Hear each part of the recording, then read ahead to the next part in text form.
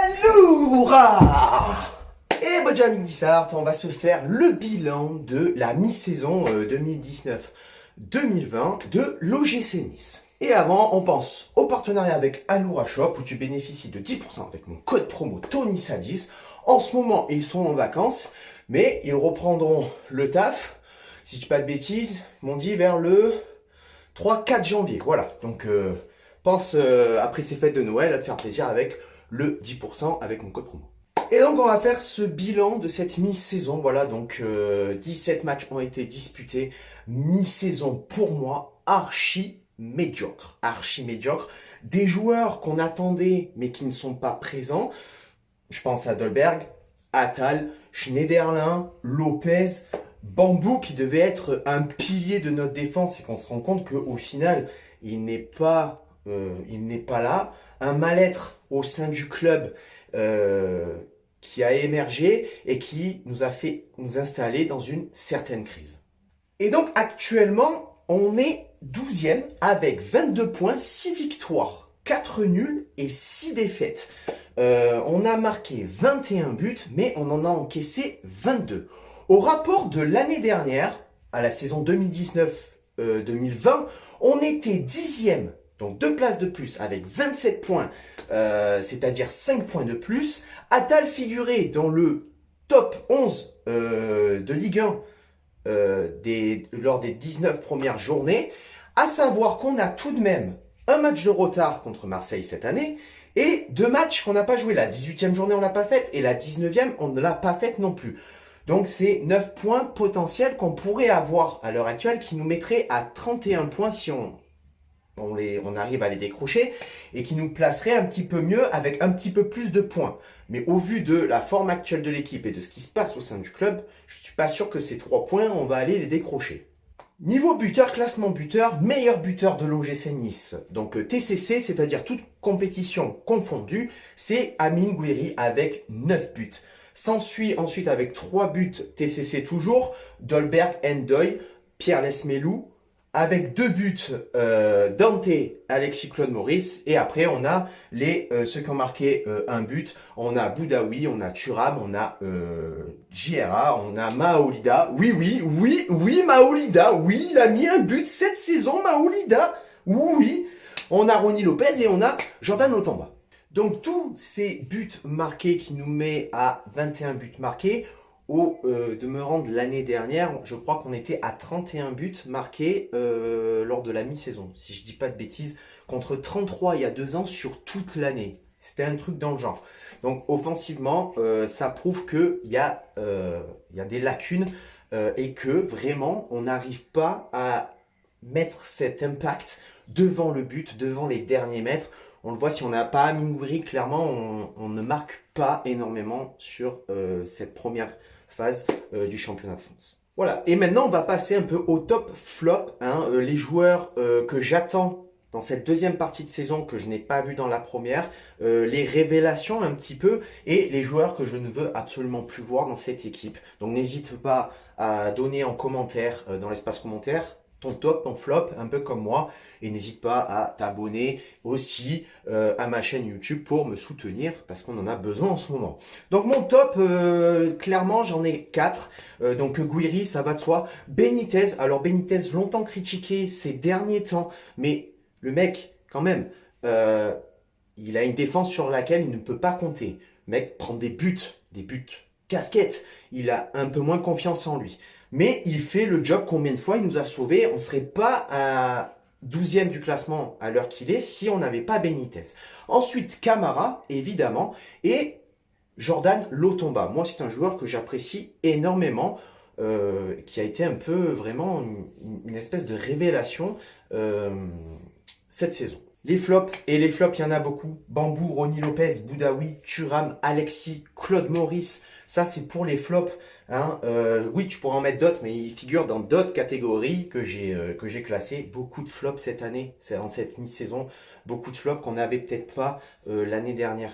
Et c'est pour ça qu'on est un petit peu dans cette crise qui est installée depuis quelques semaines déjà. Les joueurs que j'attends pour la saison La deuxième partie de saison, clairement, que je n'ai pas vu s'exprimer dans cette première partie. Déjà, Schneiderlin, je trouve qu'il est très très mitigé. Sa demi-saison est très très mitigée. Il n'est pas là au rendez-vous. Ensuite, Pierre Lesmelou, qui est capable de beaucoup. En attendant, il a été encore énormément critiqué dans ce début de saison.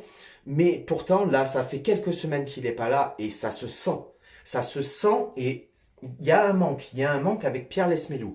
Ensuite, Attal, bien évidemment. Parce que là, physiquement, il n'y est pas. Il n'y est pas. Et je l'attends pour la deuxième partie de saison. S'il ne se blesse pas, comme Xavier de Pentecôte, au bout de 30 minutes de jeu et qu'il est blessé encore pour 3 mois. Ensuite, JRA. Alors, JRA, on va dire, j'ai eu du mal à le mettre dans cette catégorie-là. Mais ouais, il est arrivé un petit peu plus tard. Mais je trouve qu'il a montré beaucoup de choses intéressantes dans cette première partie de saison. Donc, j'attends beaucoup de lui dans la deuxième partie de saison. Et j'attends aussi beaucoup de Ndoye qui a su se montrer, qui a montré des choses aussi intéressantes, qu'il avait des bonnes capacités et j'espère qu'il sera au rendez-vous pour cette deuxième partie de saison. Donc révélation bien sûr Gouiri, Gouiri qui est dans les tops, révélation puisque ça à la base ça devait être la doublure de Dolberg et il a gagné sa place de titulaire et fait bien mieux que la plupart de tous les joueurs de l'équipe. Ensuite Danny Luc, il a fallu attendre un peu cette blessure de Dante pour voir s'illustrer ce garçon et que moi je disais bien avant que Dante se blesse, Danny Luc, je le veux titulaire. Il montre de grandes choses. Il n'est pas encore au point sur tout, mais pour moi c'est une révélation sur ce qu'il a pu montrer. Et j'avais mis, bon, Lotomba évidemment, et j'avais mis JRA, mais avec un point d'interrogation parce que ça a l'air d'être une révélation. C'est le joueur sur lequel on peut compter énormément cette saison et surtout le joueur où il va falloir la lever cette option d'achat parce que vraiment le garçon nous apporte énormément. Il a mis du temps un petit peu à rentrer. Bon, il revenait de blessure. Il n'a pas pu être titulaire de suite, mais dans les révélations.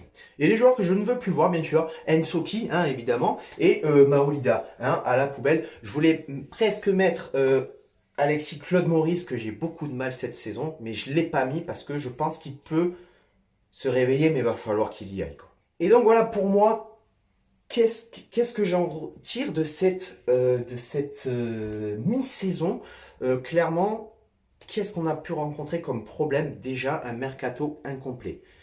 Je ne dis pas qu'il a été mauvais, je dis qu'il a été très incomplet. Et la preuve en est aujourd'hui, il nous faudrait un renfort d'expérience à chaque ligne. À chaque ligne. Et arrêter avec ces options, ces prêts avec options d'achat qu'on ne lève jamais. Il faut construire une équipe sur du long terme et les options d'achat, c'est un point d'interrogation sur le long terme d'une équipe. Voilà.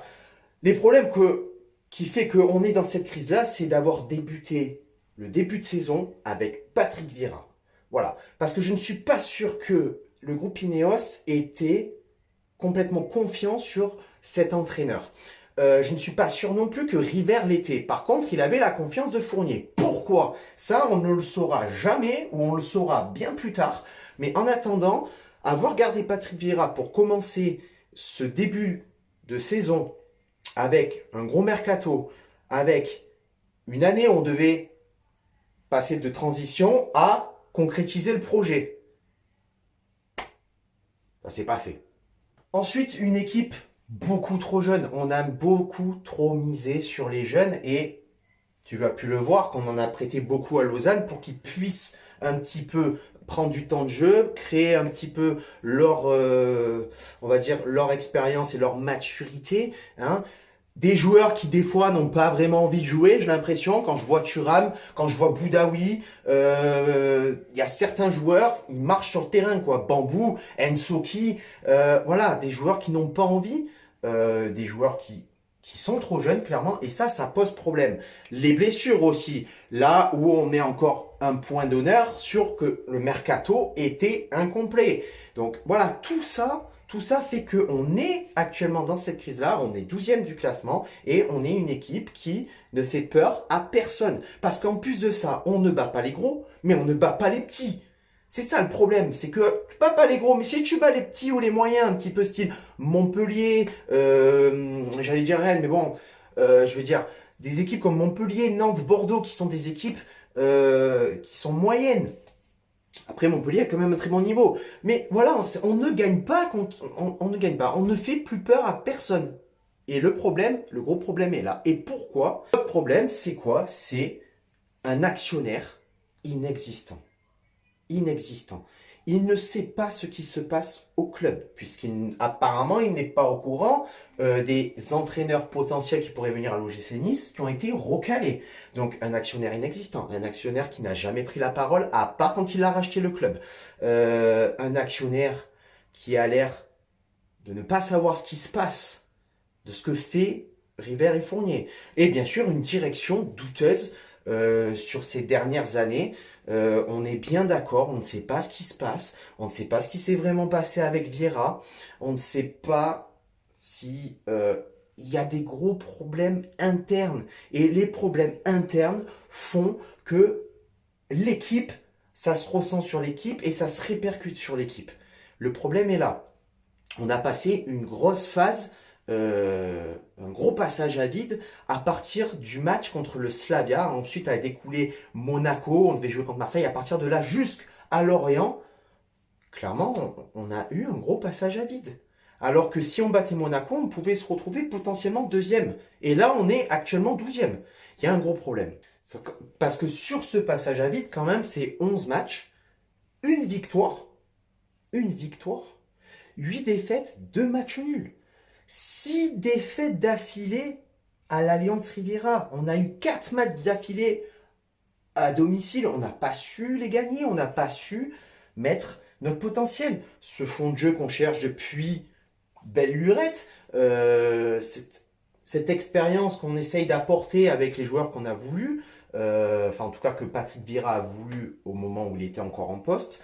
Voilà, tout ça fait que, clairement, c'est une mi-saison à oublier et on espère que l'équipe va se remobiliser pour la deuxième partie de saison, que Urcea va réussir à faire un travail conséquent pendant cette trêve pour pouvoir repartir du bon pied, entamer cette deuxième partie de saison convenablement en mettant les ingrédients qu'il faut et essayer de faire un bon parcours en Coupe de France pour pouvoir sauver notre saison. Et voilà, Mizard, c'est la fin de la vidéo. Tu as pu remarquer que quelque chose avait changé. Je ne veux pas savoir, je ne veux pas de moquerie. On ne se moque pas.